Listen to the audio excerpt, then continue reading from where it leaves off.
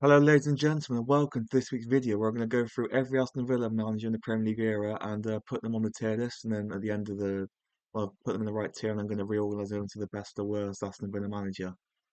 Just a disclaimer though before I start, I got into football in 2006. Martin O'Neill would have been was my first manager. So any manager before 2006, I've had to go and basically Google finishes, cups, because I didn't experience it. So I'm gonna have to basically base this off numbers and where they finish in the league because I don't have any kind of opinion or feeling towards them. But everything after 2006, I think it's more kind of my own personal opinion is going to be linked into this. This could be very interesting. So the first manager, Ron Atkinson, uh, was the first manager managed in the Premier League. He did manage them a year before the Premier League came into account, but I'm only counting the Premier League bit. In his first season, he finished second in the Premier League, qualifying for what was now the Europa League. It wasn't back then. The following season. Second season finished 10th, got to the second round of Europa League, and but did win the League Cup, which I think any manager that wins a trophy with Villa has to be good. Um, I think they go in that tier. And then he got sacked for having a poor start to the following season, is that year after. Apart from that, it was pretty good. It's just the kind of drop off is why he's not in the league. You get in that European season, second round of the cup isn't anything special in the Europa League, so we'll just leave him in good for now. He might go up later, but for now he's in good. Next up, we got probably most Villa people over the age of 30's favourite manager, Brian Little. In his first season, he rescued Villa from relegation, and then the following season pushed him up the table. So in his first full season, he finished fourth and fifth, qualifying for Europe, with the first season being underwhelming in the Europa League. The second season got us to the quarterfinals, losing to Atletico Madrid in the Europa League, and they did win it in the end, so that's a very good season. He left. Oh, I'm on my notes here. My notes are terrible. He left in 1998 due to a poor season, and he couldn't. He felt he couldn't get the club forward. Oh, but he did win the League Cup. So basically saved us from relegation, took us back into being that kind of borderline European contention manager. Got to a quarter final in the Europa League. Back then it wasn't Europa League, obviously, but it would be today. I did win a trophy, so for me, Brian Little's got to go in the amazing tier. Next up, John Gregory, back-to-back seasons qualifying for the Intertoto Cup, which is well nowadays it will probably be the conference. It's probably lower than the Conference League in terms of rating. He did win it. We're back-to-back season qualifying to win it one year, so we did win us a European trophy. Finished sixth, and eighth in the league. And midway through, and fourth season, he left midway through due to pressures of management and not getting on with Doug Ellis, which a lot of managers seem to have an issue with getting on with Doug Ellis. So for me, it's good. I think um, did win it's the Conference League, I guess, sixth, and eighth. Maybe underrated, but I think he's got to go in good for now. Followed this up by Graham Taylor, who was his second spot at the club. Um, Pretty underwhelming. Finished 16th, got to a Intertoto Cup semi-final. So I think for the fact he got into the Intertoto Cup semi-final, he has to go into Mayor because although the league position was 16th, no um, running the Africa Carling Cup, he did get as a European semi-final, which isn't bad. So I think he's got to go in there. This was followed by David O'Leary from three seasons was sixth to sixth, 10th and 16th, and it just kept getting every worse every season from what I gather.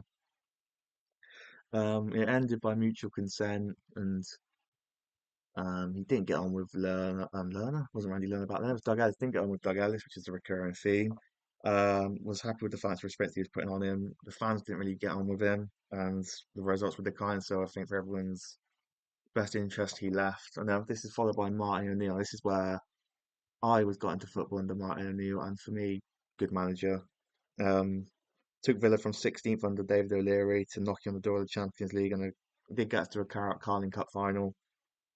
Did have two seasons in Europe and the Europa League. Well, would have been the Europa League, and that wasn't back then, but he didn't take it seriously. He basically put all his eggs in getting the Champions League, and he never never did actually hit his goal, but it was a good time. Villa were very good week in, week out to watch. We won a lot of games, got us to a cup final where we lost to Man United, which we shouldn't have. We shouldn't have lost it to United because Vidic should have been sent off in the first few minutes, but the ref bottled it. So we'll move on to the next one. Gerard Houllier. Now, Gerard Houllier gave us one season in charge, finished mid-table. It's pretty nothing season.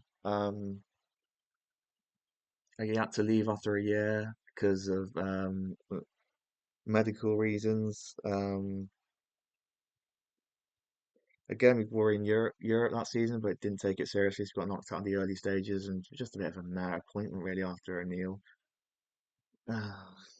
This was followed by Alex McLeish. Now, for me, Alex McLeish was a horrendous appointment. In his one season, we finished, I think it was 16th, but we definitely finished 2 points above the relegation zone, and it was a massive decline. Also, the fact of you're never going to get the fans to be on board if you get a manager directly from Birmingham City, and he came directly over, and he was awful. Well, the only good thing I could say about him is from what I gathered, Gabriel Bongfor and some players have done interviews saying they did like him, but it's just a horrendous appointment taking people from Birmingham City is never going to go down well. This was followed by Paul Lambert. I think I've got to put him bad. Um, I suppose on one hand you could say, well, he kept him in the Premier League for 2 years. He didn't have a lot of finances to work with. He was cutting costs and probably did the best of a bad situation. But Villa being basically back in the down relegation, but it's not where we need to or want to be or should be in terms of our Premier League pedigree. So I think it's just got to go in bad. Just two forgettable seasons, really. This was followed by Tim Sherwood. Now,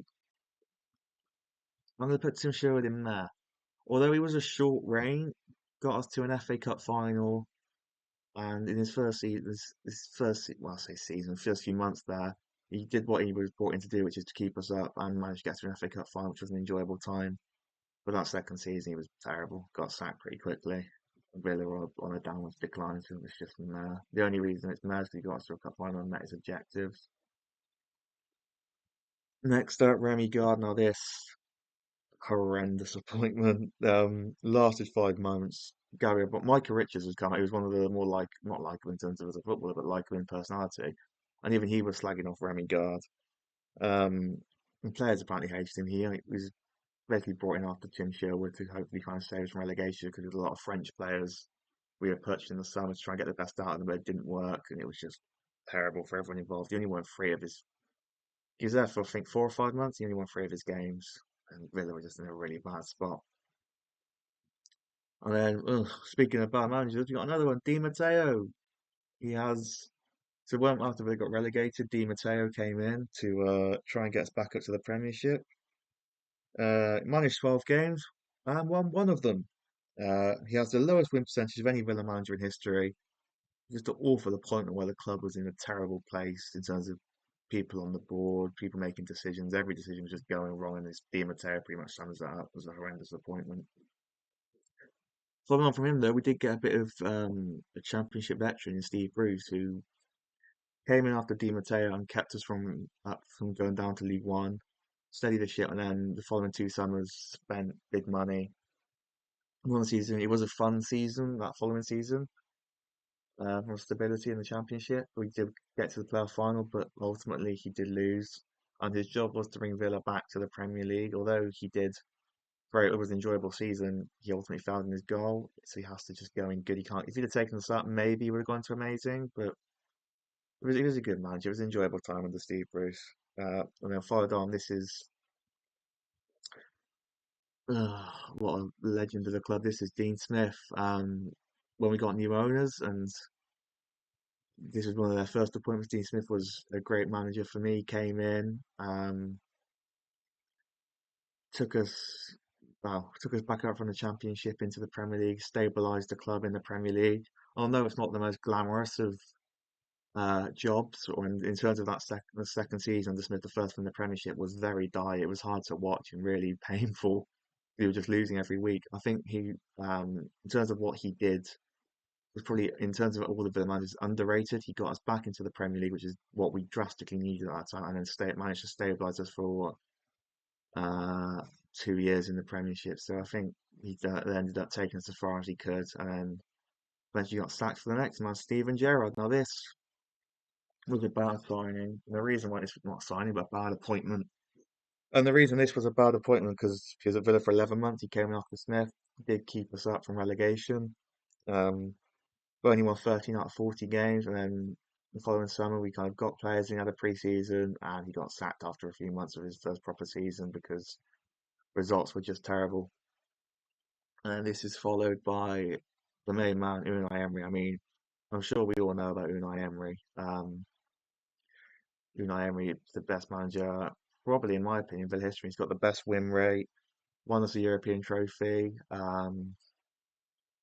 taken the club from down in the relegation zone, well, just outside the relegation zone, to Europe in his first season, the Conference League, then followed by a Champions League appearance, getting to the quarterfinals in that year, then got into the Europa League through league finish. We won the Europa League this season. Now we're back in the Champions League, and this guy has just absolutely revolutionised the club, takes us in the right direction.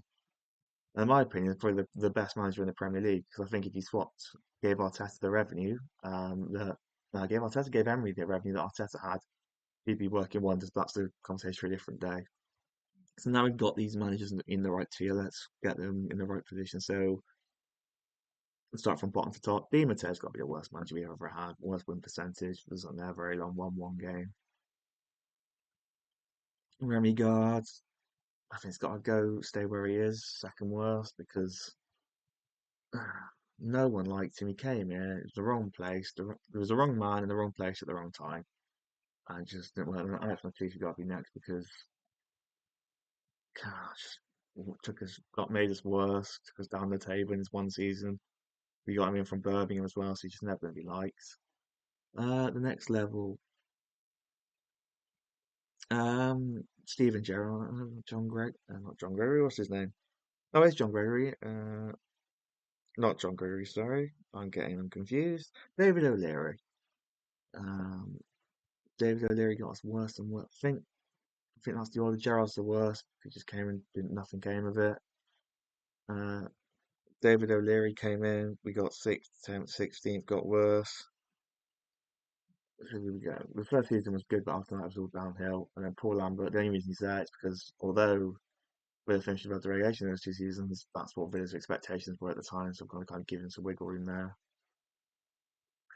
The next tier, I think we'll go like this. Tim Sherwood was the worst of the Mayor tier because, like I said earlier, he kept us in the league, which was his job for a few months. Got us to an FA Cup final, but the following season was dreadful and was sacked straight away. Graham Taylor finished 16th. The season was pretty forgetful. Nothing to it, 16th.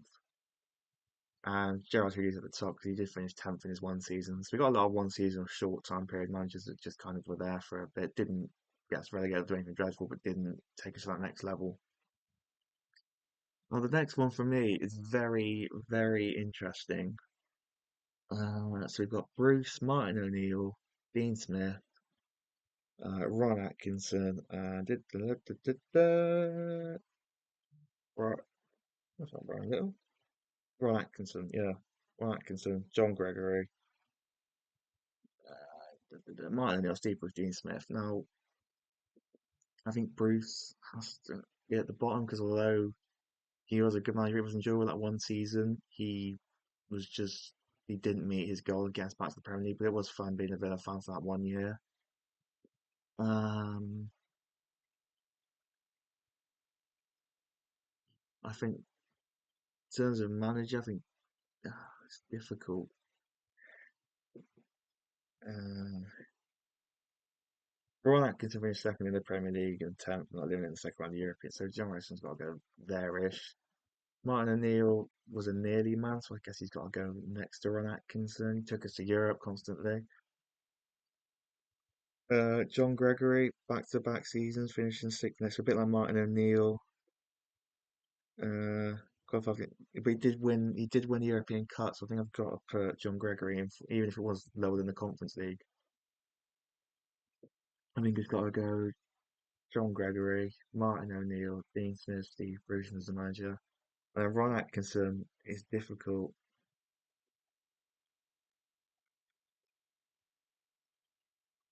He won us a League Cup, finished second in the league. Does he go up a tier to amazing?